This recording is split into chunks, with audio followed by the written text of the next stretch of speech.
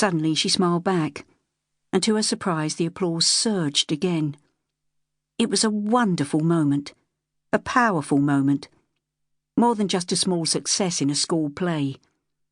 It was the confirmation of her hopes and dreams, confirmation of her talent, confirmation of her ambition. She was going to be an actress. She was going to escape from the mundane life of a South London street preparing for war.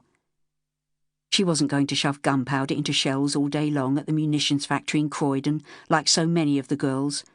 She wasn't going to break her nails on a typewriter.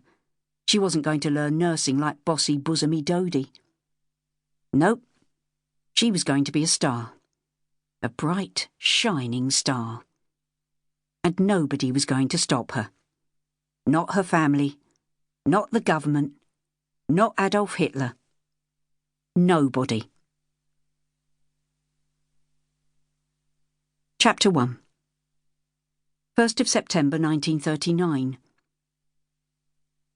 Joyce Carter thrust her hand into the flour jar and swore as a cloud of flour puffed out of the top, whitening the ragged sleeve of her cardigan. Then her probing fingers met something cold and hard, and she grunted in grim satisfaction and withdrew her hand.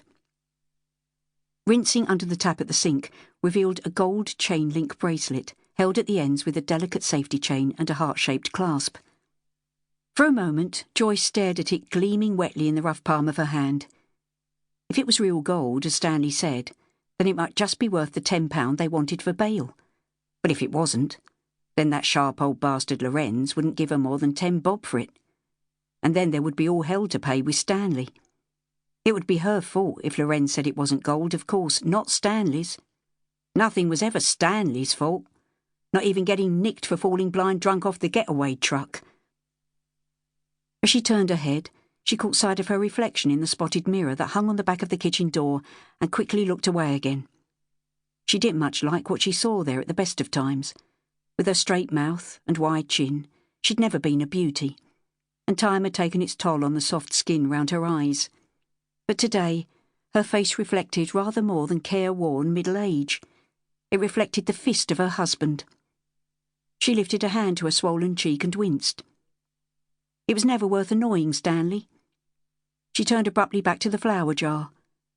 There should be a diamond ring left in there, the last one. She laid the bracelet on the draining boards, dried her hand on her skirt and made the decision. She'd have to take the ring to Lorenz as well, in case the bracelet wasn't enough. Though what the hell they'd live on if Stanley was put away, God only knew. What with Bob already inside, and Jem full of twaddle about becoming an actress and refusing to take a factory job, young Pete was the only one earning, and he only brought home 30 bob a week. Joyce shook her head.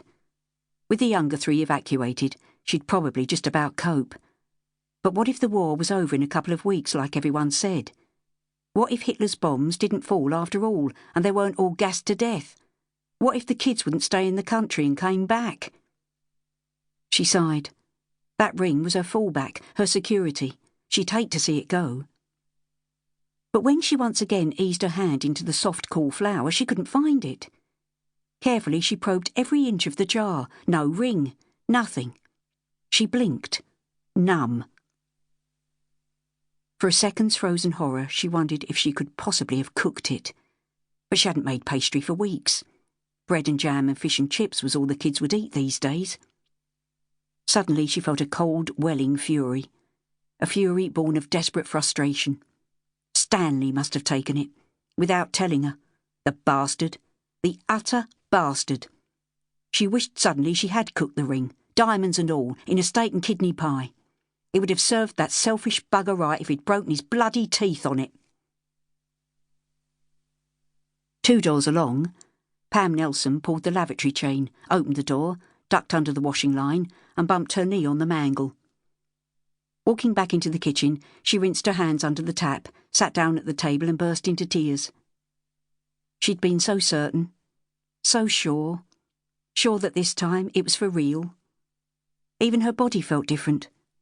She hadn't suffered the usual cramping stomach aches, and her breasts had felt more tight than tender. She'd even felt a bit sick in the mornings, and the secret smile on her lips had brightened her eyes and brought a bloom to her cream.